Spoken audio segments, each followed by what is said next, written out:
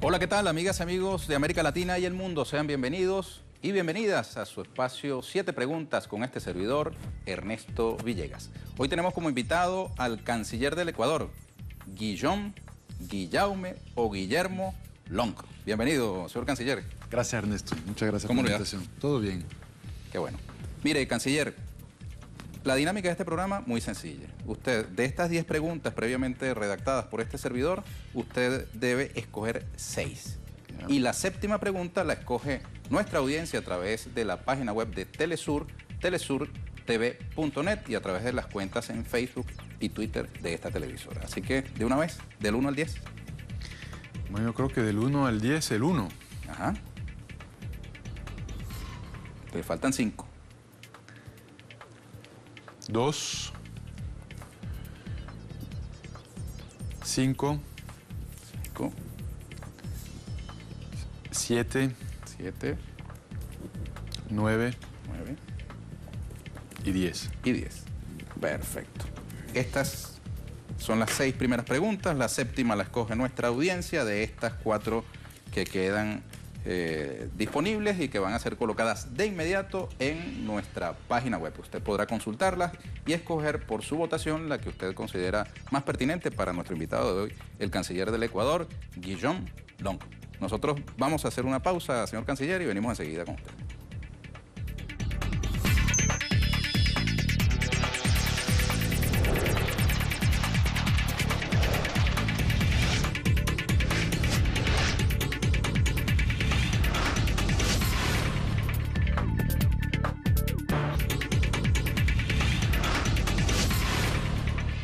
Bienvenido, Guillaume Long, canciller de la hermana República del Ecuador.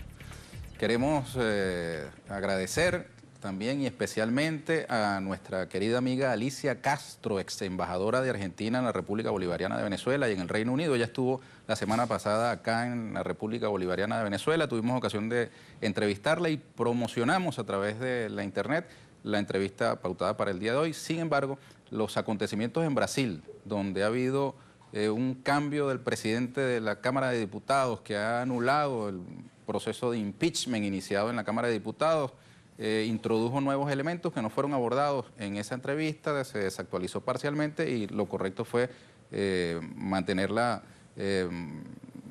bajo la manga para, con los ajustes necesarios, difundirla oportunamente. Así que muy pronto estará con nosotros para ustedes Alicia Castro, ex embajadora de Argentina en la República Bolivariana de Venezuela y en el Reino Unido, conversando sobre diversos aspectos sobre la geopolítica de América Latina y sobre nuestros países. Sobre estos temas también estaremos conversando hoy con el canciller del Ecuador, Guillaume Long. Vamos de entrada a la dinámica del programa y seguro que conversaremos sobre aspectos cruciales de la vida de nuestros países.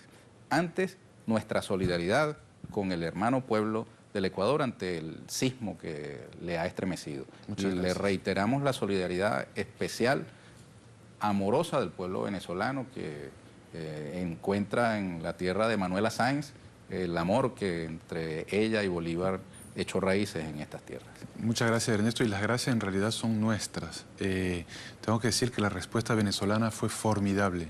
El sismo ocurrió más o menos a las 7 de la noche el día sábado. Ya el domingo por la mañana estaban llegando los primeros aviones venezolanos. De hecho, fueron los primeros aviones de ayuda internacional en topar territorio ecuatoriano. Ha sido una de las razones de mi visita, ¿no? Ha sido también para agradecer este gran gesto del pueblo hermano venezolano en este momento de dolor para nosotros. Así que muchísimas gracias también a la audiencia, a todos ustedes por habernos ayudado en este momento. Sobre ese tema volveremos, pero demos paso ya a la dinámica del programa. Primera pregunta. Usted, señor canciller, ¿es francés, británico, ecuatoriano o las 3 cosas a la vez? Mira, mi caso es un poco sui generis, es verdad. Yo nací en Francia, madre francesa, padre británico, pero me fui muy joven de la casa y soy un migrante. Migré en la adolescencia a América Latina solo. Mis padres siguen viviendo en Europa, yo hice mi vida solo. Y pues por Pero supuesto... sigue manteniendo relación con ellos. Por supuesto, sí, yo los visito de vez en cuando, pero yo vivo en América Latina, mis hijos están en Ecuador, hice mi vida en Ecuador y soy un migrante de primera generación. Soy de los pocos ecuatorianos que puede decir, escogí ser ecuatoriano, ¿no? Eso fue una decisión mía que la llevo con muchísimo orgullo y el Ecuador ha sido muy generoso conmigo. Me dio la nacionalidad, me dio la ciudadanía y ahora me encargó, bueno, varios puestos de gran responsabilidad en el proceso de Revolución Ciudadana, incluyendo el de ser canciller de la República. Así que mi gran agradecimiento también al pueblo ecuatoriano por esa generosidad y por supuesto que de todos los países, el país en el que más he vivido es en Ecuador y con el que más me identifico es Ecuador, ¿no? ¿A qué edad llegó al Ecuador?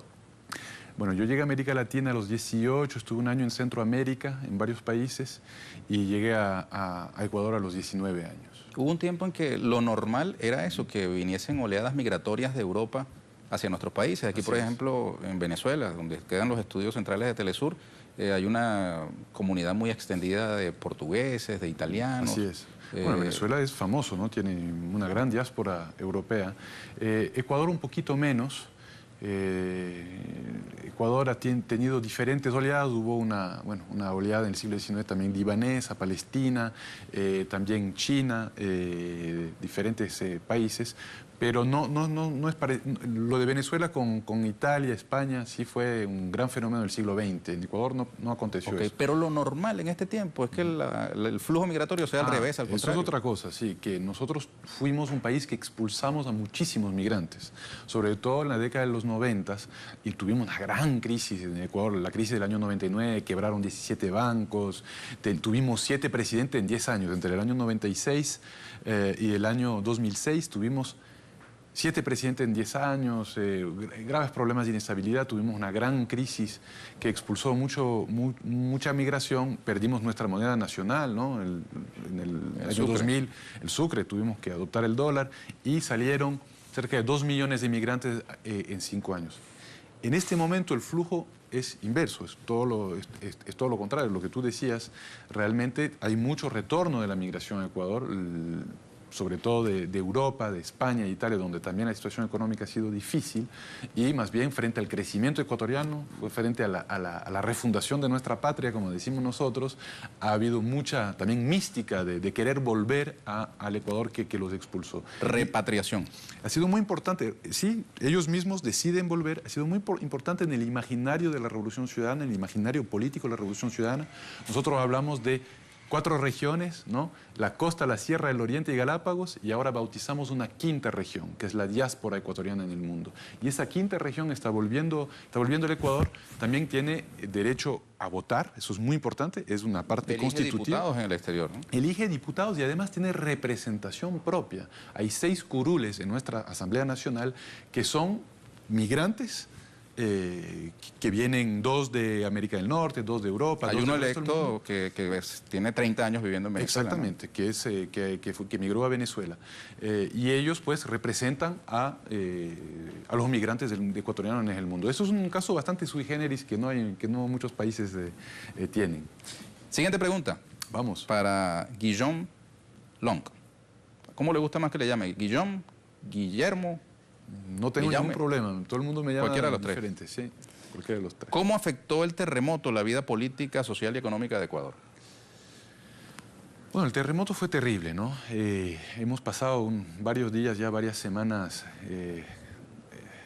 durmiendo poco, trabajando muchísimo, nos trastornó todos los esquemas, ¿no? Es algo que yo estaba con el presidente Correa en Roma, el presidente Correa estaba haciendo una visita al Vaticano, yo estaba con él, nos cogió a las 2 de la mañana, regresamos, por supuesto, enseguida, aterrizamos directamente en Manta, en la ciudad, en Manabí, que sufrió el embate del sismo, y vimos unas cosas realmente que uno no las olvida nunca, ¿no? Dantescas, ¿verdad? Sí, realmente muy fuerte. Bueno, estamos ya pasando, yo creo que ya fue el 16 de abril, ya llevamos casi 3 semanas después, estamos pasando a otra fase, que es la fase de albergar a los damnificados. La primera parte fue realmente emocionalmente muy difícil, porque era sacar a los sobrevivientes debajo de los escombros. Allí, bueno, la ayuda internacional fue muy importante, con los canes, buscando personas. Algunos lograron sobrevivir varios días, se logró sacarlo. También sacar los cuerpos sin vida, porque porque es muy importante. Manaví es una zona muy caliente, con altas temperaturas, el riesgo de una epidemia, de un problema de salud pública muy fuerte acechaba, había que actuar. Entonces esa fase fue muy dolorosa, muy difícil. Al día de hoy, ¿cuál es el balance en número de víctimas? Más de 660 víctimas, todavía algunas decenas de desaparecidos, pero estamos pasando a la fase de los damnificados, ¿no? Realmente muchos sobrevivieron porque además era una hora, 7 de la noche, un sábado, en una zona caliente donde la gente estaba un poco en la calle. Afortunadamente, el sismo duró 60 segundos, entonces muchas personas a los 20, 30 segundos lograron salir de sus casas, pero muchas de esas personas sobrevivientes ahora son damnificados. 30.000 personas sin hogar en este momento. Entonces, estamos en la segunda fase, encontrando soluciones, también campamentos con carpas muy cómodas. Tenemos todo un programa para que personas también reciban a damnificados en su hogar. El Estado da una ayuda económica a las familias que reciban realmente estos damnificados. Y la tercera fase, que va a ser también de largo plazo, que será la fase de la reconstrucción, muy costosa económicamente, pero también una gran oportunidad para acabar con estas ciudades sin planificación urbana, que respetan las normas de construcción, porque muchos de los edificios que se cayeron, estoy seguro que pasa en muchos países de América Latina, son aquellos que realmente, bueno, se había construido 2 pisos cuando alcanzaba el dinero y luego un tercero, un cuarto piso y sin ningún tipo de planificación, centros de ciudades bastante caóticos, y es una oportunidad para reconstruir todo eso, porque la mayoría de esto ya está caído, y por supuesto, bueno, volver a prender la llama de la fe, de la esperanza, del empuje de nuestro pueblo para salir adelante. Entonces, yo creo que ya estamos más organizados, la emergencia pasó, ahora estamos entrando en una fase de planificación, de contingencia económica y de reconstrucción. Siguiente pregunta. ¿Cómo ve el futuro de América Latina? ¿En UNASUR y CELAC o en la vieja OEA? Bueno, definitivamente en la UNASUR y en la CELAC, ¿no? Yo creo que no podemos desaprovechar esto. Yo creo que es una construcción histórica de los primeros años del siglo XXI, es haber recuperado la soberanía, es haber recuperado la integración, es haber recuperado el amor propio, y eso significa también el amor hacia los otros pueblos de nuestra América, y no podemos echar a perder eso, ¿no? Toda la política exterior del Ecuador se basa en esa premisa, la integración de los pueblos latinoamericanos y recuperar, o sea, seguir con el camino trazado por nuestros líderes, por Hugo Chávez, por Néstor Kirchner, por Lula, por Correa, por Evo, por tantos, por Mujica. Hay una amenaza en este momento, hay una amenaza muy latente, hay una contraofensiva muy fuerte, ha habido algunas derrotas electorales en algunos países y se están aprovechando el contexto.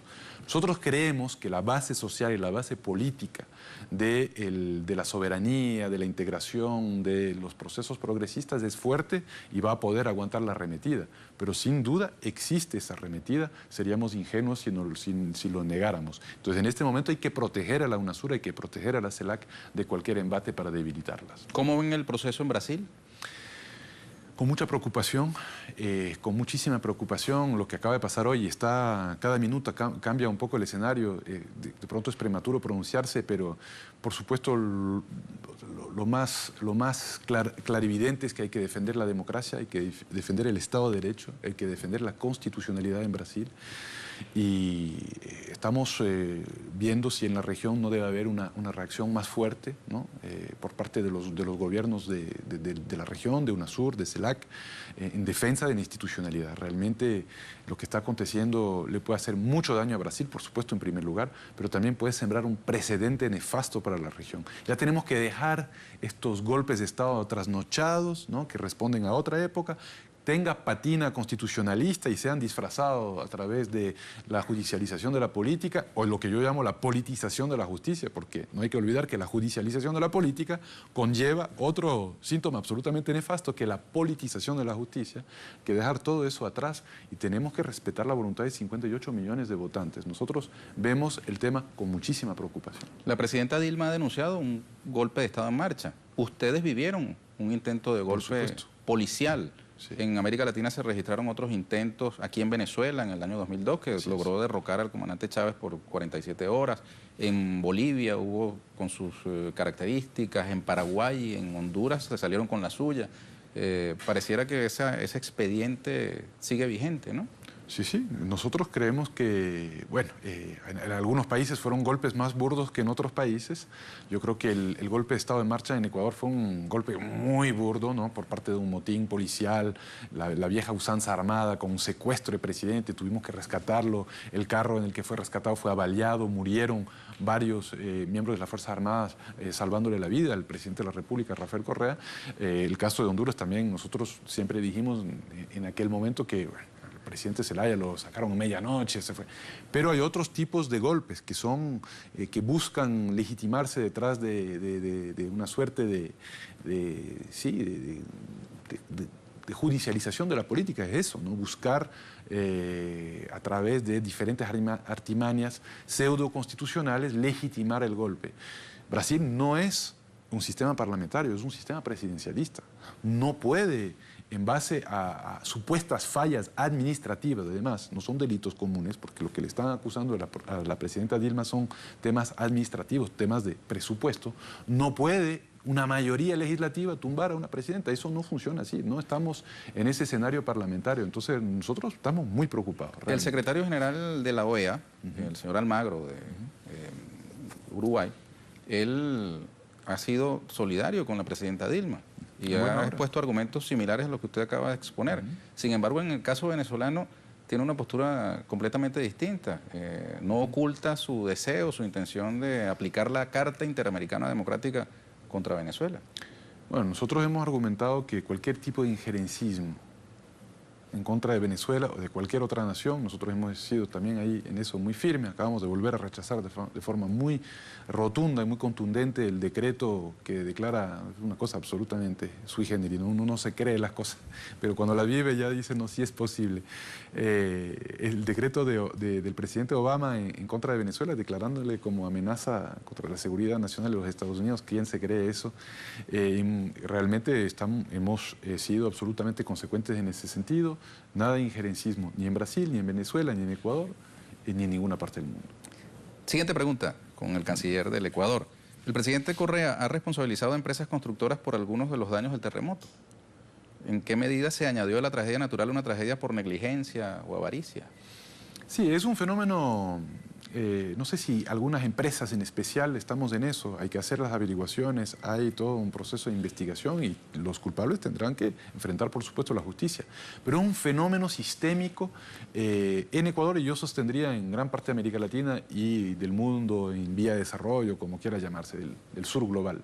En nuestro caso, todo el tema construcción, planificación territorial y urbana está en manos de los municipios, ni siquiera está en manos del gobierno. Nosotros no tenemos la rectoría sobre esto. Entonces, claro, algunos municipios fueron más responsables que otros y otros también seguramente fueron movidos por intereses y dejaron que se construya no más sin respetar las más mínimas normas de construcción. Entonces, estamos investigando eso. Y lo que estamos pensando también hacer, lo ha dicho el presidente Correa, es tener alguna superintendencia, algún ente de control que pueda verificar que los municipios están haciendo su trabajo bien, están exigiendo que tengamos construcciones antisísmicas en lugares sísmicos y que haya un mínimo de normas constructivas respetadas. Es el gran problema. Yo estoy seguro que en muchos lugares terremotos de esa magnitud, el nuestro fue fuerte, en cualquier lugar hubiese ocasionado muertes, pero en Japón suceden casi cada año ese tipo de terremotos y las víctimas son mucho menos. ¿Por qué? Porque hay un Estado que regula pues, que no se pueda construir así a la maldita sea cualquier lugar sin respetar normas de construcción. Y hay un factor que es la prevención, la formación de los ciudadanos también en una cultura preventiva, ¿no? Por supuesto, sí. En eso hemos avanzado muchísimo, ¿no? Si es que nos hubiese cogido este sismo hace 10 años, yo creo que el número de víctimas y el desastre habría sido mucho mayor. Creamos una Secretaría Nacional de Riesgos que tiene rango de ministerio, volvimos a dotar a los bomberos, a la Fuerza Armada, a la policía de herramientas mínimas, ¿no? No teníamos ni helicópteros en Ecuador, ¿no? Ya no había uno, y creo que había uno que volaba. Ahora tenemos una flota importante, las carreteras de la Revolución Ciudadana que permitieron llegar al lugar son muy importantes, todos los centros de salud, la gran revolución de salud que hemos creado, hemos construido más de 100 hospitales a lo largo de estos 9 años hospitales grandes, ¿no? Para un país como Ecuador eso es una gran construcción de infraestructura que nos sirvió para recibir a las personas heridas, es decir, toda esa infraestructura, toda esa recuperación del rol central del Estado para precautelar derechos humanos nos ayudó muchísimo a la hora de salvar vidas. Yo creo en esta coyuntura, 10 años antes habría sido muchísimo más grave. Siguiente pregunta. Luego de su reunión con el presidente Nicolás Maduro, ¿hacia dónde se dirigen las relaciones bilaterales entre Ecuador y Venezuela? Bueno, las relaciones entre Ecuador y Venezuela llevan años en su máximo nivel, lo volvimos a ratificar ahora con la canciller Delcy Rodríguez y por supuesto el presidente Maduro tuvo la gentileza de recibirme, tuvimos una conversación muy amena, muy agradable, hablamos de algunos temas, por supuesto le agradecí en persona toda la ayuda prestada por los rescatistas venezolanos en el terremoto, hablamos de algunos temas bilaterales, regionales, el tema petrolero que obviamente preocupa tanto a Venezuela como a Ecuador, nosotros también somos un productor de petróleo menos importante que Venezuela, pero juega un rol importante en nuestra economía. No nos interesa que se dispare el precio de nuevo para de nuevo colapsar de aquí el próximo ciclo, sino una estabilización de los precios. Entonces, en eso Ecuador y Venezuela tienen muchos intereses en común. Por supuesto, hablamos de Brasil, ¿no? Y de algunos temas. En fin, realmente yo creo que, bueno, seguimos siendo grandes amigos y yo creo que vamos a ser grandes amigos para largo. Bien. Sobre economía es la siguiente pregunta, que es la sexta, ya la séptima la presentaremos. En la época del neoliberalismo, Ecuador renunció a su soberanía monetaria. Sacó de circulación el sucre y asumió el dólar como moneda de curso legal. ¿Fue un cambio irreversible o algún día Ecuador volverá a tener su propia moneda?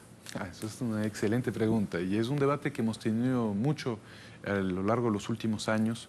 Se tomó una decisión principalmente política, pero también pensando en todas las variables, también de corte económico, de que se tenía que mantener la dolarización.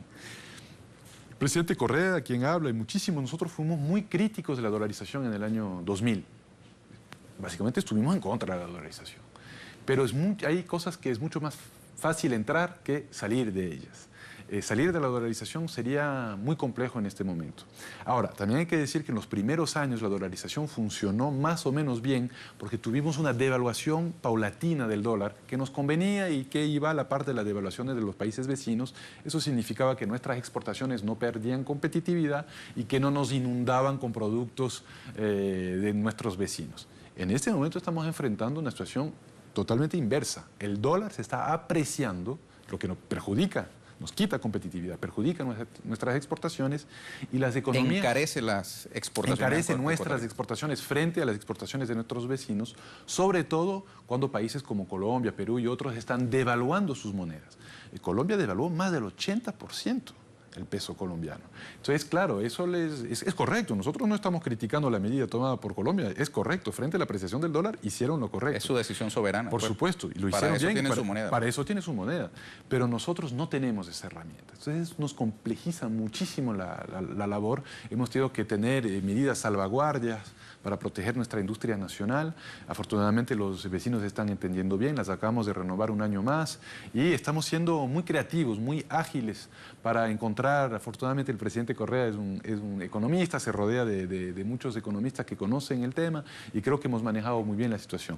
Pero evidentemente, frente a la pérdida del 7% de las recetas, de los ingresos de nuestras exportaciones, 7% del PIB, perdón, de nuestras exportaciones hemos perdido en el último año, eso es fuertísimo, ¿no? En otro contexto, en el contexto neoliberal, eso habría significado profesores sin pago, fuerza pública, o sea, llantas quemándose en la calle, lo que vivimos en la famosa década de los 7 presidentes en 10 años, y no ha pasado nada de eso en Ecuador, seguimos precautelando y garantizando derechos, la economía va bien, pero hemos tenido que ser muy creativos en un escenario dolarizado para poder salir adelante. Canciller, veamos cuál fue la séptima pregunta escogida por nuestra audiencia.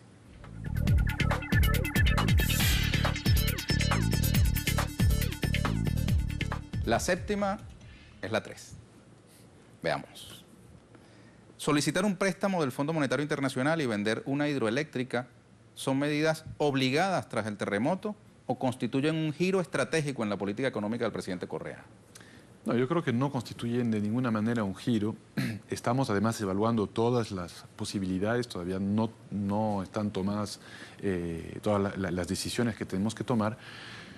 Necesitamos liquidez para la economía. Nos ha ido bastante bien en el mercado internacional de crédito porque tenemos una economía sana, estamos con, además, tasa de deuda PIB bastante baja, estamos por encima del 30% del PIB de deuda, lo que evidentemente frente a Europa, que están por encima del 80% y algunos países incluso por encima del 100%, es una tasa sana de endeudamiento, no es exagerada, entonces todavía hay un colchón como para poder endeudarse. Ahora, con el FMI, ok, ningún problema. Con cualquiera que nos quiera prestar dinero, ningún problema. Siempre y cuando no haya condicionamientos, que es las famosas condicionalidades, las conditionalities, que nos imponían el Fondo Monetario Internacional, diciendo, bueno, te presto, pero reduces el salario mínimo por la mitad, privatizas toda la infraestructura pública, haces ajuste estructural. Todas estas cosas no lo vamos a permitir.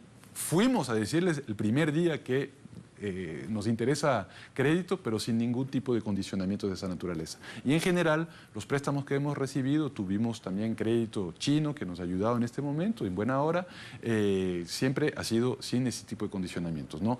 Toda la política económica del Ecuador ahora es absolutamente soberana.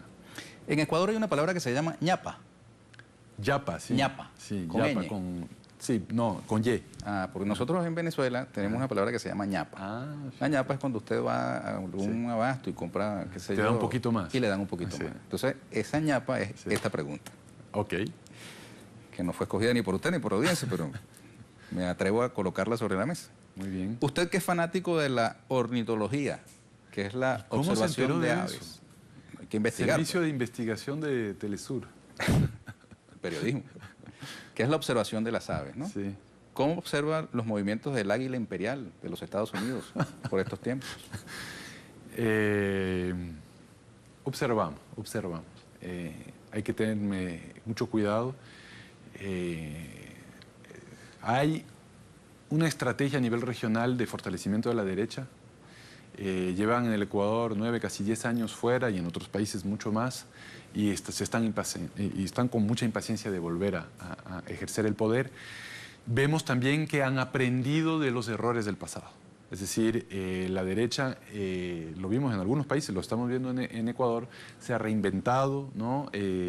Mucho más juvenil, mucho más fresca, multicolor, trata de mostrar un rostro desideologizado. Yo no creo que sea para nada desideologizado, y creo que es más ideológica que nunca, pero trata de mostrar un rostro más centrista para no espantar a la gente. Eso está pasando por lo menos en Ecuador, y están siendo muy bien asesorados a nivel internacional a través de gurúes internacionales que viajan de un proceso electoral a otro. Uno de esos gurús es ecuatoriano, además, Jaime Durán Barba, que ha estado en algunos procesos electorales de la región, de la derecha de la región, y obviamente hay una estrategia internacional. Entonces, no sé si la imagen del águila es exclusivamente un fenómeno norteamericano o si es digamos, una estrategia de la derecha transnacional en todos nuestros países para tratar de aprovechar el momento de la caída de los precios de los commodities y de algunas dificultades que enfrentamos en el ámbito de lo económico y lo político, lo que es apenas lógico si es que estamos en el gobierno varios años, en realidad hay momentos de bache económico, en momentos en donde enfrentamos mayor o menor conflictividad política, pero se están aprovechando el momento para tratar de regresar. Y nosotros estamos muy vigilantes. Afortunadamente en Ecuador creemos que tenemos fuerza política, tenemos un proceso electoral, elecciones presidenciales en febrero del 2017 que estamos seguros que vamos a ganar. No veo ningún candidato de la oposición con verdaderas posibilidades, pero pelearemos cada voto como que si no tuviéramos ninguno. No hay que descuidarse en este momento, evidentemente, hay que estar más firmes que nunca. Perfecto. Terminemos con un mensaje suyo para América Latina y el mundo. Bueno, muy breve. Debemos seguir con la integración. La integración de los pueblos es la única forma de conseguir la soberanía de nuestra América. Estoy más convencido que nunca que la integración es el camino. Están tratando de debilitar la integración, están tratando de debilitar los mecanismos que hemos creado recientemente, el ALBA, la UNASUR, la CELAC, y tenemos que seguir teniendo fe en que la respuesta al mundo, la respuesta al siglo XXI, la respuesta a los grandes retos que enfrenta la humanidad, las tenemos que enfrentar como latinoamericanos desde América Latina y desde una América Latina unida. Para eso hemos venido a Venezuela, para eso estamos también viajando a algunos países de la región, para agradecer toda la ayuda prestada, que es además una señal de integración, la ayuda prestada a un país hermano en el momento de necesidad, que fue el momento del terremoto, pero también a mandar un mensaje muy firme de que nosotros desde Ecuador vamos a defender la integración y que no vamos a defender las estrategias que fragmentan o atomizan nuestra región para interés de otros. Solidaridad es compartir lo que se tiene, no lo que nos sobra. Le agradezco, gracias, señor canciller. Gracias, Éxito, muchas gracias. A ustedes, amigas y amigos, muchísimas gracias por habernos acompañado. Los invitamos a una nueva oportunidad con 7 preguntas y este servidor, Ernesto Villegas, siempre con muchísimo respeto por usted. Hasta la próxima.